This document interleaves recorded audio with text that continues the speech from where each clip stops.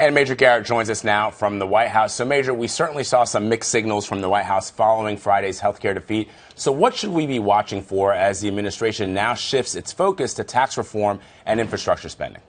What you have to watch for is specific legislation from this White House. The president says he's really looking forward to putting together a bill on tax reform, the specifics. He was not deeply involved in putting together the specifics on Obamacare repeal. He essentially subcontracted that to the Speaker of the House, Paul Ryan. This White House now is going to have to get much more involved with the president himself in the underlying details of what he wants out of tax reform. But legislatively, it's very complicated now that health care has failed, or at least failed for the moment, because one of the things that Obamacare repeal was to achieve was to reduce the federal tax revenue collected here in Washington by about $880 million over 10 years. Well, if you reduce that amount from the amount of revenue that Washington collects, if you don't reduce it, as a matter of fact, then it makes tax reform all that more difficult, because this White House and other congressional Republicans want tax reform to be so-called revenue neutral. Or if you're cutting a lot of taxes from a larger base, I'm getting deep in the weeds here, it's all the more complicated. So health care's defeat, even if it's just temporary, makes this bigger goal of tax reform much more cumbersome, not only in terms of policy, but in terms of politics. And a White House that excluded Democrats from the entire Obamacare repeal debate has a very difficult time convincing Democrats that it's in any way serious about bringing them into the conversations about tax reform or infrastructure spending when it excluded them the first go-around on Obamacare repeal. And Democrats, now sensing weakness about this White House, appear as opposed to this president's agenda as ever. Vlad talked about mixed signals. Another area where we sort of got mixed signals had to do with Paul Ryan. A lot has been made about that tweet that Donald Trump sent out promoting a Fox program Saturday night that blasted House Speaker Paul Ryan. The White House calling the whole thing just a coinky-dink, nothing to see here at all. But I'm wondering what you're hearing in Washington, especially when you consider, all the negative stories that came out in Breitbart, particularly leading up to what was supposed to be the vote on health care that never happened. Right. So Breitbart is viewed on Capitol Hill and throughout Washington as sort of the Steve Bannon channeling of White House thoughts and one faction of this White House's thoughts about the congressional Republican leadership, specifically Paul Ryan. It's very negative appraisal. It was during the campaign, it was during the run-up to Election Day, it was during the transition, and now after this very conspicuous legislative defeat, it is also channeling this very amped-up hostility to Speaker Ryan. But then you have other factions within this White House, also very powerful.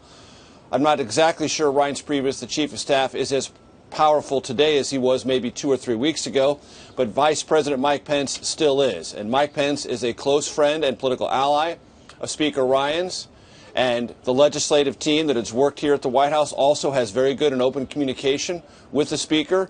So there are factions within the White House, very pro-Ryan and skeptical of Ryan. But let me tell you one thing that this White House, through some sources, may try to say or try to suggest, but is absolutely factually incorrect. When some in this White House say, Speaker Ryan talked the president into going first on health care, and really, if he hadn't done that, we would be just fine. The President of the United States decides the legislative order, point one. Point two, for the reasons I tried to explain in answer one, you have to start with the Obamacare repeal to lay the foundation for tax reform. One has to lead to the other. The president said so himself in numerous public comments a couple of weeks ago. So that was not only the ordained and preordained legislative order of business, it's one the president agreed to himself. So this after defeat blaming of Speaker Ryan for this idea of starting with the Obamacare repeal instead of tax reform being a disaster, a complete mess, wrong. That's the way it had to be in terms of legislation. It's the way the president agreed to, and that's the way everyone around his team said it had to be. Trying to argue the opposing view on that now is just part of these mixed signals and part of what you get in defeat. Recriminations, but not a lot of logic. Part of those mixed signals, Major, just to touch on your point, the president in the defeat of this health care bill seemed to be pointing fingers at the Freedom Caucus with that tweet. He pointed fingers at the Democrats, and he also said that he's been in office 64 days and he never said that he would do this right away. But just fact check us on that. Has the president, had he not been on the campaign trail as a candidate talking about repealing the Affordable Care Act from the very beginning, from day one in his office, in office? Yes. He said, day one, I will ask Congress to send me a bill to repeal and replace Obamacare. That's not even a contestable point. That's just trying to massage your way through a very conspicuous defeat.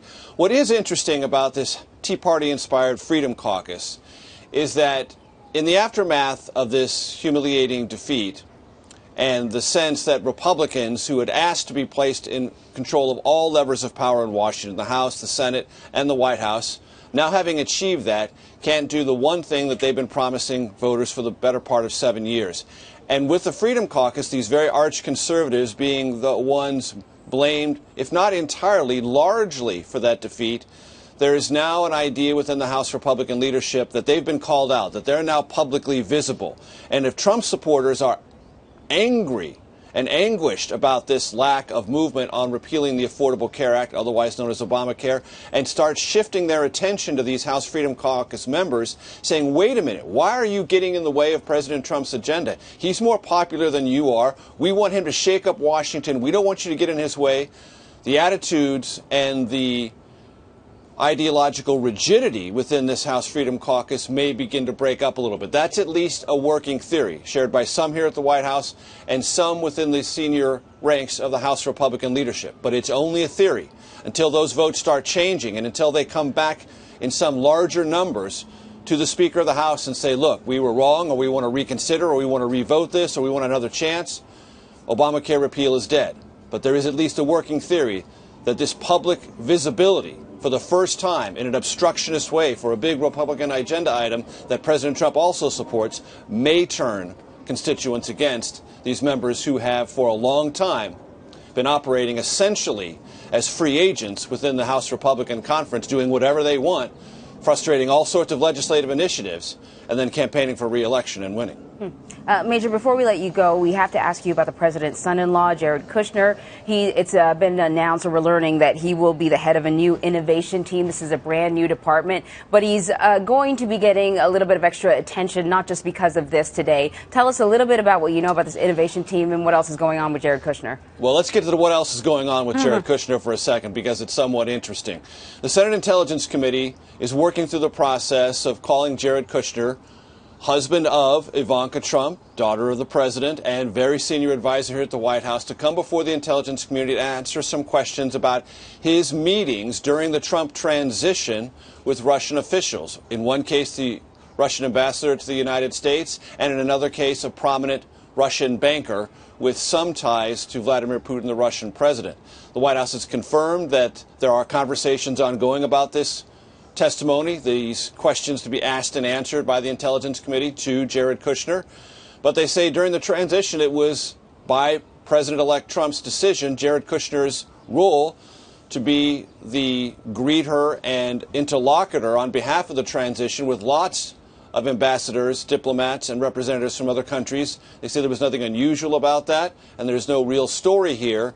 But the fact that Jared Kushner will be talking to the Senate Intelligence Committee about all things Russia and the campaign certainly grabs a headline. Quickly on this White House initiative, it is to, if the White House gets its way, and there's a lot of history suggests it won't get all of its way on this, an initiative to put Jared Kushner, someone in the White House, in the West Wing, in charge of working with corporate America on the idea of making the federal government more efficient, privatizing certain things, bringing greater business ideas and ethics, if you will, to the federal bureaucracy. It's not a new idea. Lots of presidents have tried it before. Jared Kushner is being put in charge of it at the president's behest, and that it's being announced so soon after this Obamacare defeat within the contours of the ever-shifting and, let us say, highly competitive West Wing politics. It puts Jared Kushner on a bit of an upward trajectory, the Chief of Staff, Reince Priebus, on a bit of a downward one. Major Garrett, well, Jared Kushner certainly wasn't around for the health care debacle. Made sure he was on vacation then, and then comes back just in time for this big announcement. Major Garrett, thank you so much. Sure.